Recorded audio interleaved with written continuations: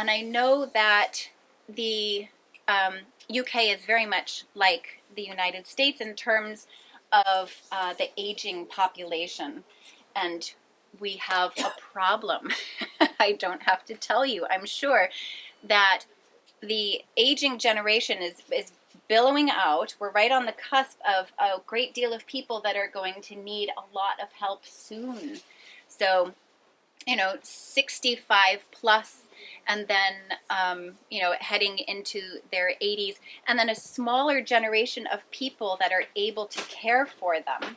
So I keep going like this because if you look at the graphs, they're really kind of like that in terms of age, generational, the need that is going to be arising. So we also have a nursing crisis, a nursing shortage, and I know that's the same here as it is in the United States, where it's actually really difficult to find care for our aging population. And so what does this mean? Because it's too big of a problem to solve, right? I mean, they're trying with AI. We'll see how that goes. Artificial intelligence. It's a little scary. But when you have so many people in healthcare or in residential care that need to be turned, right? Because they can't lay still for so long. So actually having a robot, perhaps, to alleviate that if there's not enough nursing staff, like these are the ideas that people are coming up with right now. And there's a great resistance from this, obviously. It sounds terrifying, right? People who are not even being touched very often in the first place, like the lack of human touch and human intimacy, to then have them go into residential care and then be cared for by artificial intelligence sounds really kind of terrifying. That sounds like a really sad human experience. Like the end is not looking so great. So a solution, an aid, would be teaching the masses how to care for each other. And it's something that before antibiotics, really people were caring for their loved ones in their own home. And before the ability to easily travel anywhere it is that you wanted to go, you had to, whether you liked it or not, you had to care for your sister, your brother, your mother, your grandparent. So it's now at a point, once antibiotics came around and the hospitals were then seen as kind of miraculous, really like godlike things were happening in hospitals because something that would have killed somebody previously was now taken care of and they came back home. And so a lot of power shifted to the hospitals and to medicine. And it's true. It was a miracle. It is a miracle. Except that then we stopped trusting ourselves. We stopped trusting our intuition. We stopped trusting plant medicine. And all of a sudden those became kind of taboo and kind of weird things that you might try. And so the returning of caring for people in your own home or in your community, I think is what we really need to be doing now. And people have forgotten that it's something that it really is a preciousness that lives inside us, but we have to reawaken it because we've tamped it down and given the care to other people, to the professionals. So a lot of what I do as a death doula is I actually tell the families that I'm working with that they can do this, that it's okay, that it's going to be awkward. You're not going to know what to do all the time. There are going to be sounds and fluids and very awkward moments. Enter a sense of humor. It's definitely helpful to have a sense of humor. um, and when I talk to people about this, a lot of times they're kind of like, oh, you mean that's okay? So it's in us to want to be able to help, to want to be able to do something, but we've been told that we're not the best people to do it, that there's somebody better than us that's going to be able to help with this. And that's just not true. So there are many ways that you can care for people who are dying, and you don't have to necessarily have these amazing skills. So yes, we need nursing skills, right? Just really basic nursing skills. But somebody who's not afraid of fluids and scents and maybe has some muscle, they could be quite good at doing these things. And so the hospice team could teach them, a nurse could teach them, a nurse assistant, and then they can take over this care. Somebody else who really wants nothing to do with the physical care, well, that's just fine. What is your skill? What is it that you feel that you are good at, that comes really naturally? Because everybody has it. And if you are really good at sitting still and doing nothing and saying nothing, well, there's room for you. That's something that you can do because it's called sitting vigil. And you can sit with the person who simply needs company. They need somebody there with them. And maybe you're really good at scheduling. You're good at Excel spreadsheets. Great. There's a lot of scheduling that has to be done. Because with people who are terminally ill or have extensive medical care that's needed, or if they're actively dying, there's lots of scheduling that has to be done. Who has run into medical challenges that end up turning into a part-time or full-time job? It's unbelievable. And, and then you're supposed to continue to function in the real world and have real life conversations with people. It's very difficult. So having somebody that's able to schedule these things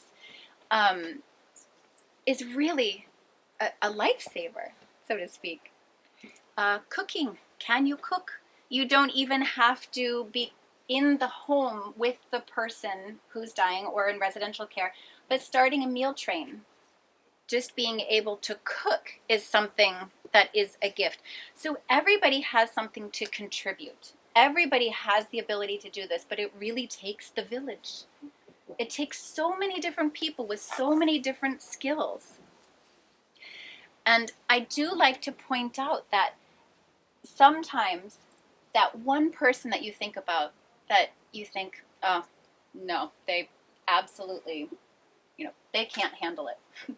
They won't be able to do this because they are too unhinged in a particular way. They've always had trouble. They've always, had run-ins with the law, or they are, clash with the family.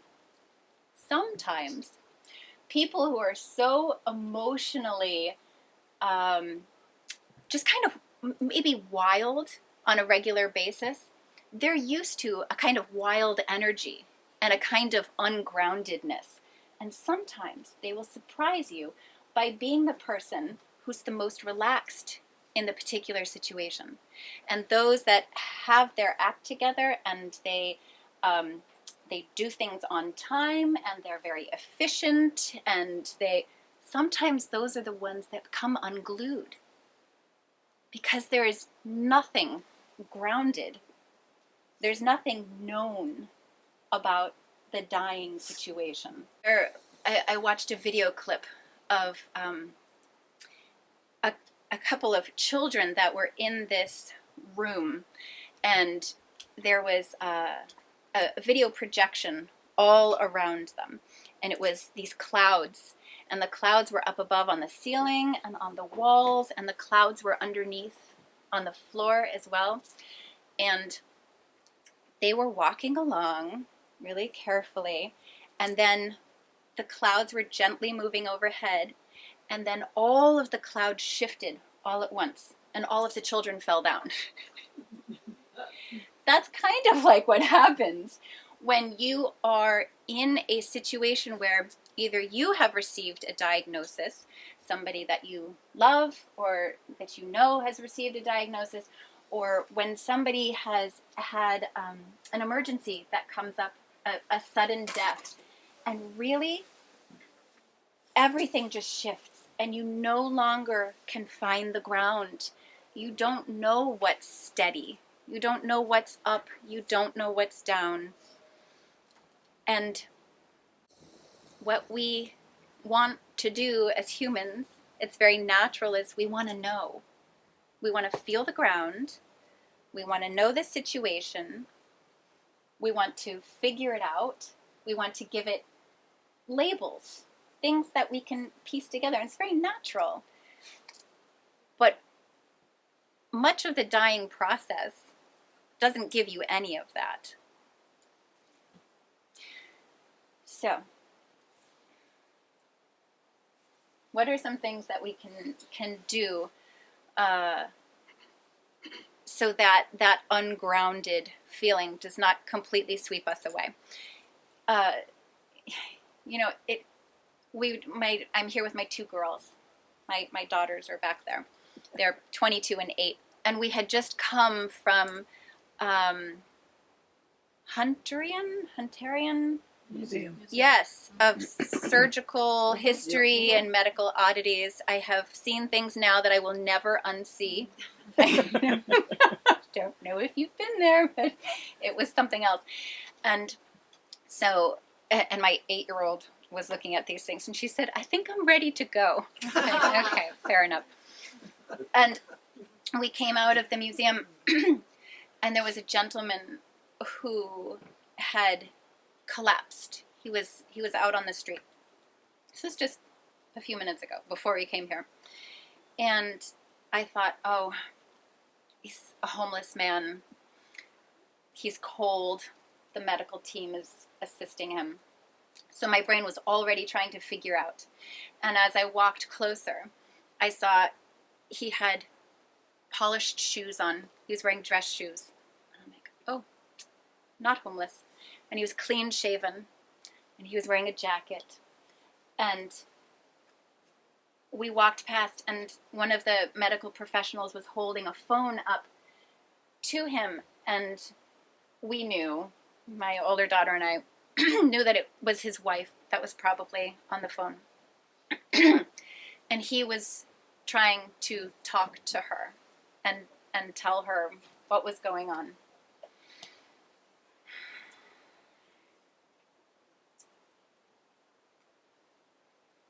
And that's the thing. We don't know.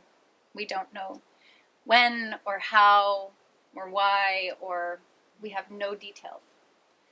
And it's the reason that so many people don't want to even dip a toe into talking about death and dying. I think you all are way better than we are in the United States. I don't know. Britain seems to have a little bit better, no? Well, death cafes were started here, and so they did take off around the world. Somebody was John Underwood. Yes. Yeah.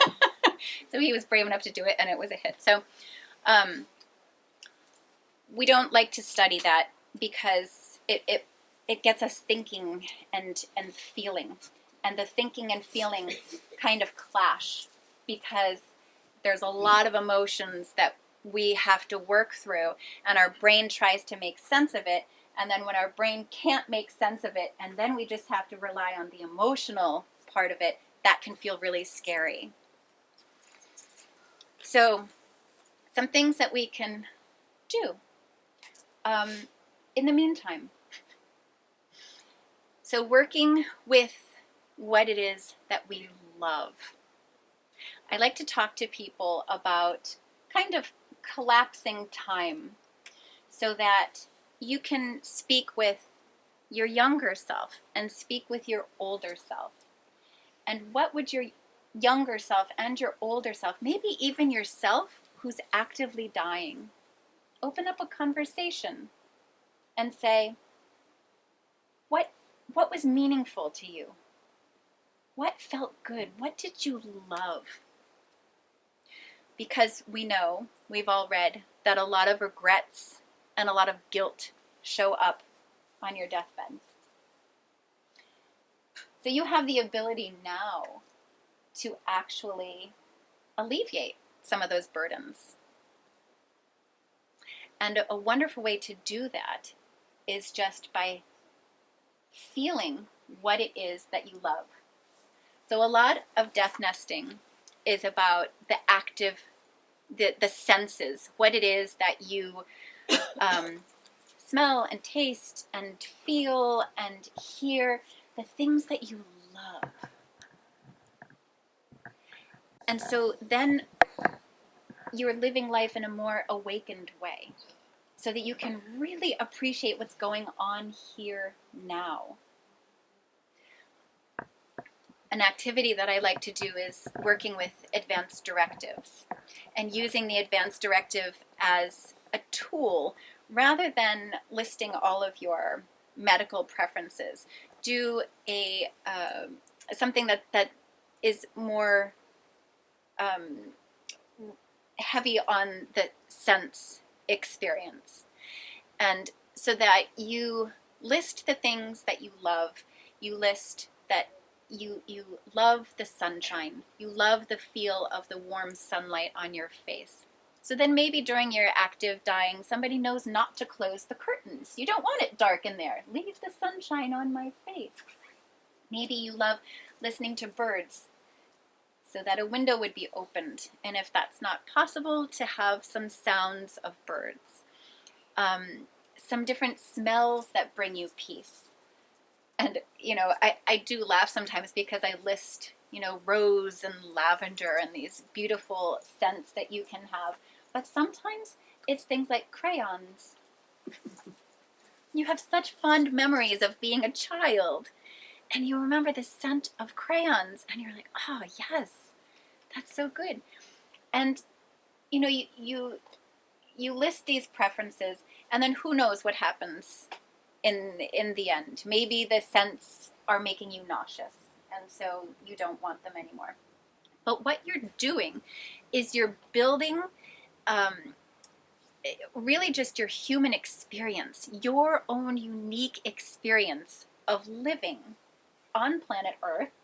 Here we are, and listing the things that you love. And so then when you're doing these activities, they feel so much more meaningful.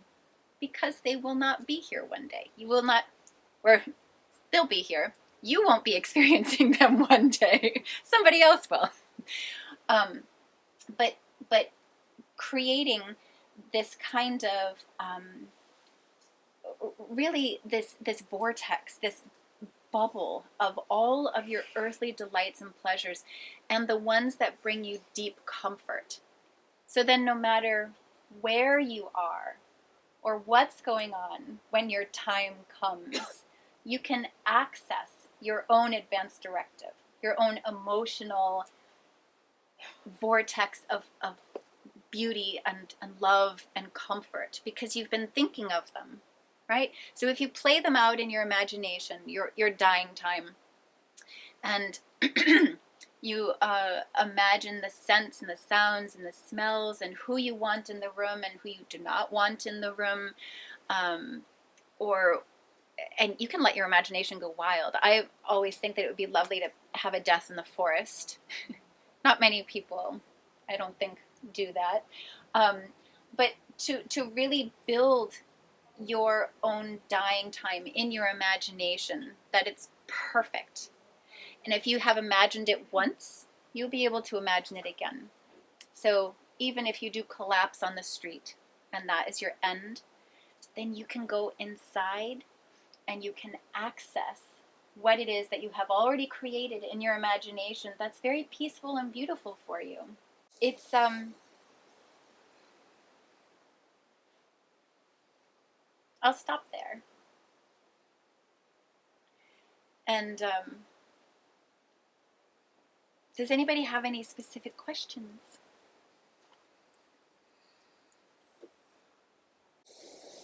Can I ask you something? That example you just gave us about going into yourself and imagining how you would want in an ideal world to be when you're dying. Is that something that you do with your clients as a death doula? You talk about that in terms of, so that whatever situation they find themselves in, they can then... So the question is, she was asking if this is something that the imaginative process I was just explaining, if that's something that I do with my clients. Yes and no.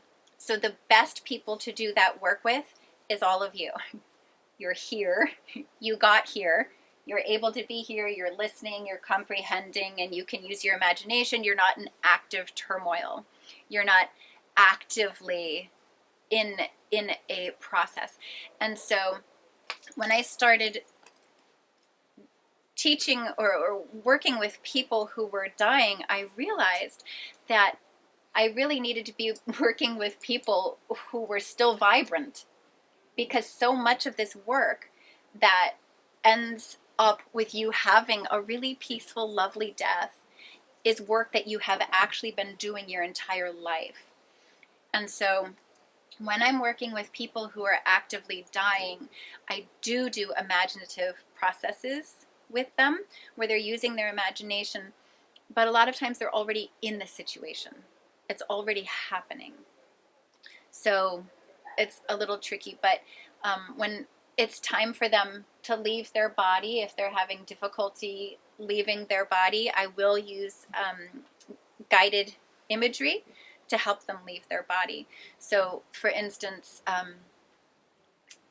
I work with a lot of people who whose comfort and belief really lies in nature, and that's very beautiful. And there's a lot that we can do with that. And so, but sometimes they don't know where to go. They don't know what to do with their imagination necessarily. So those who believe that they're going to God, well, they're going to God. But those who believe that their body is going to decompose and that's it, well, it can be a little bit trickier to work with them because their mind is still active. Like, what about me? Do you see what I mean? Like, where am I going? Even though they're very comfortable with the fact that their body is going to decompose. So I'll ask them what it is that has brought them great comfort in life. And I don't ask them what they love the most, because our loves are weighted. Our loves are dependent on certain earthly things. And so I ask them what activity it is that brings them great comfort. That's a different feeling, peace and comfort. You can merge it with love, but a lot of times people will say, I love my grandchildren. Well, that's an earthly attachment. Or I love whatever it is. So comfort, and people usually, they do know what brings them comfort when you ask them. Sometimes they'll say a walk in the forest. Sometimes they'll say looking at the stars. Sometimes they'll say walking along the beach, or swimming, or listening to music. And so I take those elements and say, okay, you love music? Imagine, or even better, if there is a piece of music that they love, that they're sitting on the note, that the cello is played, and imagine yourself sitting on the note and the note carrying you away. And one woman that I worked with, I did that with her, and her eyes rolled back into her head, and her whole family gasped because they thought she had just died. She came back, but visualization is exceptionally powerful. And the same can be done where if somebody has great comfort in walking along the beach, we'll guide them to walk along the beach, and they're feeling the sand beneath their feet, and they're feeling the breeze and smelling the salty air, and they just keep walking. Just keep walking and walking, and they can walk right out of their body. What about when somebody's in coma, and because I do believe that when somebody's in coma and is dying, the person has died, I do believe that the soul comes in and out, in and out, in and out from the body. Yeah. I don't know if you have had that experience. Yeah. So she's asking about what if somebody is in a coma. So I haven't actually worked with anybody who is in a coma before, but I'm going to, I'm imagining it to be as if working with somebody who's in and out of their body anyway. Yeah. So somebody who's actively dying, I have seen them, they're playing between the worlds. Mm. They're going in and out of their body. And,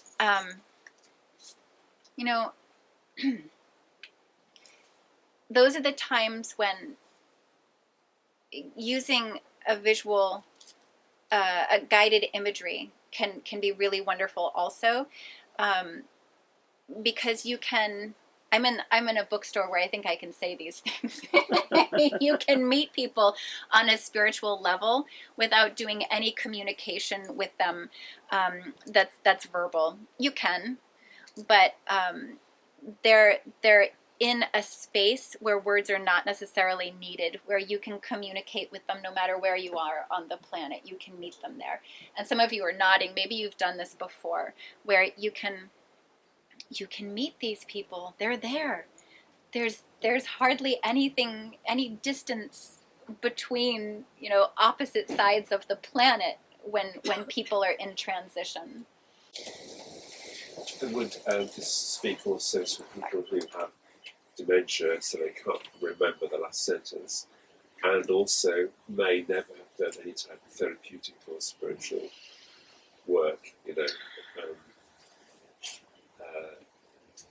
with the same tips, methodology applied to those kind of people? Yeah, I would think so. So if somebody had dementia, I have a friend, Sally Crow, who is a writer. I don't know if any of her books are here, but she talks about, she's a medium. She's a psychic medium. And she talks about people who have dementia and the space that they're in, and how, or Alzheimer's, and how actually, and some heavy drug or alcohol addictions also, and how they, their human form and their human brain might be clouded right now, but when they die, they have full clarity back again. So I think that's a really beautiful thing to contemplate. So when your heart is really just like breaking for the person who, can end up acting completely opposite of how they had acted their whole life. I worked with a one woman who was a school teacher who was so charming and so sweet and loved children, and became really violent and aggressive. And, everybody just is so incredibly sad because this woman would never have done that. And so I think it's really helpful to know, which is funny because I'm always talking about knowing and not knowing, or to really feel that the individual gets that clarity back again at the end. They're not stuck like that forever. Once their spirit is released, the confusion is gone. I'm curious about sort of the relationship that you establish when you're working with people that are actively dying. You're a stranger to them. How are you welcomed? How do you establish that relationship of trust? Yeah. That's a good question. So she's asking about how do you establish trust when you're working with somebody during the last months, days, weeks, hours.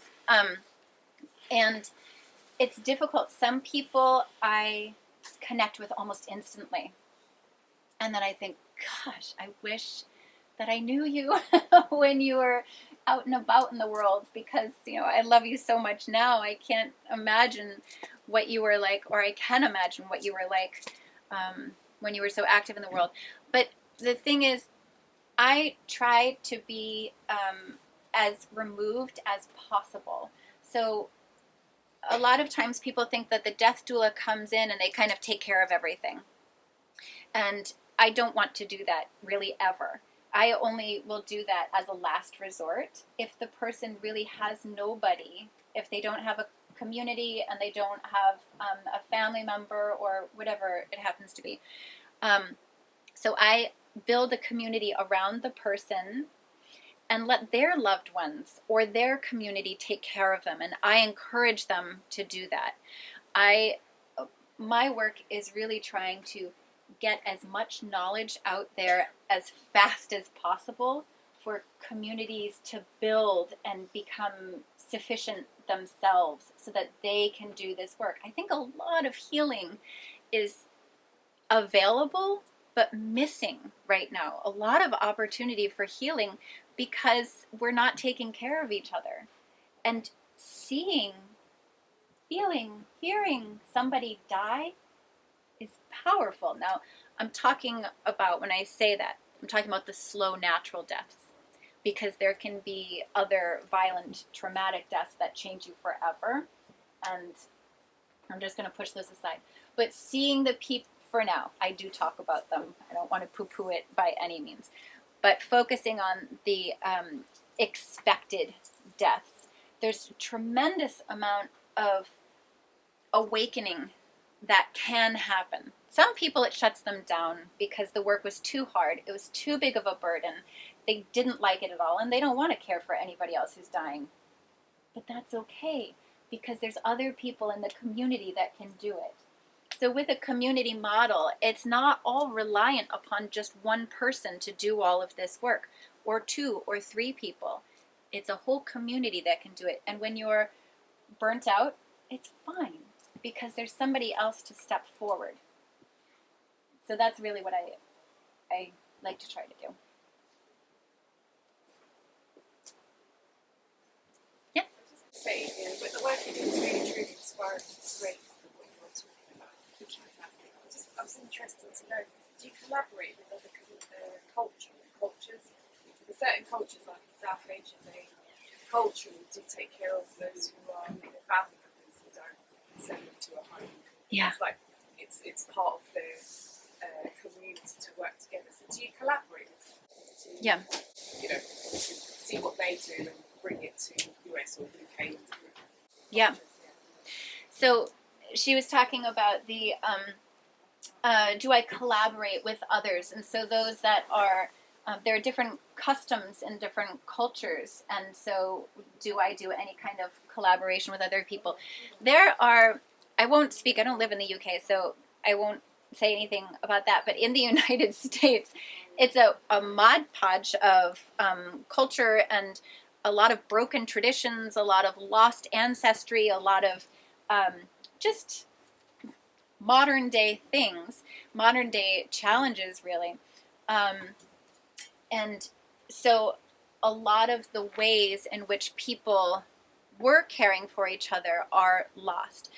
Now, again, like I was saying before, I can support somebody whose culture is completely different than mine, because I would be encouraging them to do this work themselves. I'm not going to step in and all of a sudden try to pretend that I know everything about the religion or the tradition or the customs, or that I'd get imposter syndrome, and that's really like not doing any good for anybody.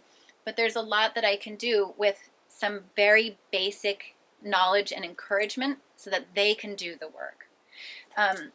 So that's a lot of in death nesting. I try to stick to the things that are universal, like literally what the body is going through, what's happening to the physical body, ideas of what the spirit is doing, about different ways to soothe that are non-medical.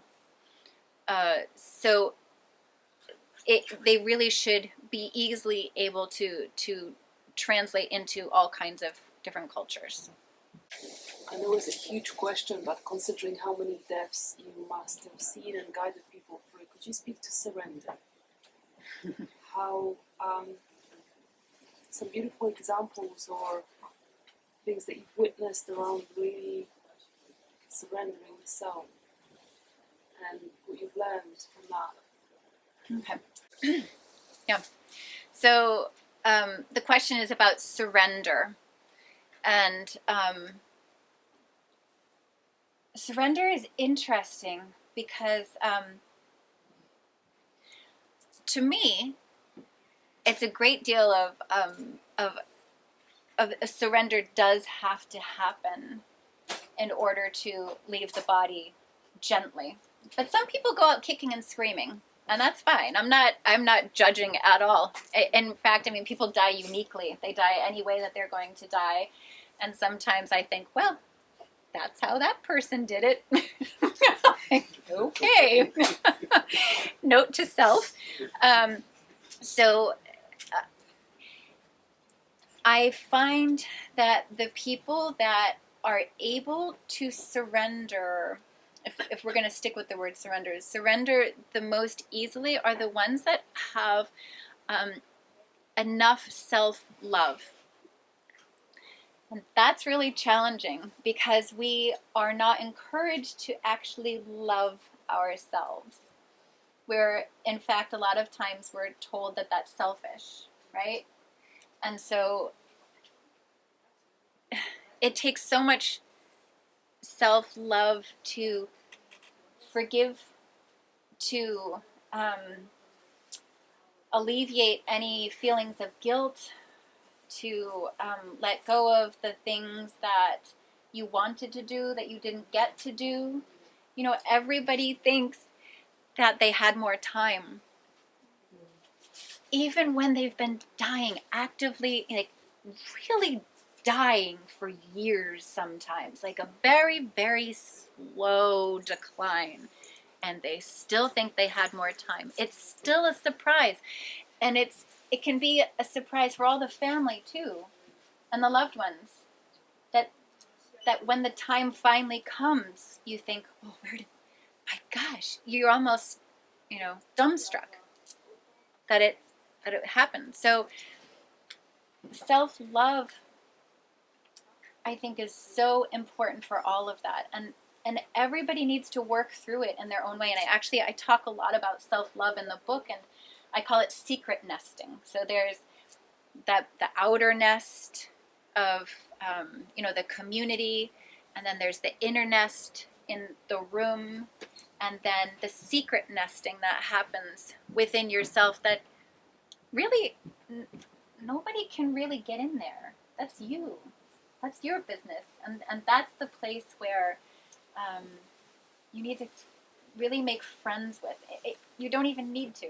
I don't want to say need. I think that people release easier when they have met that place and have some self-love. Follow on from that. When the person dying is able to surrender, but the family around them isn't.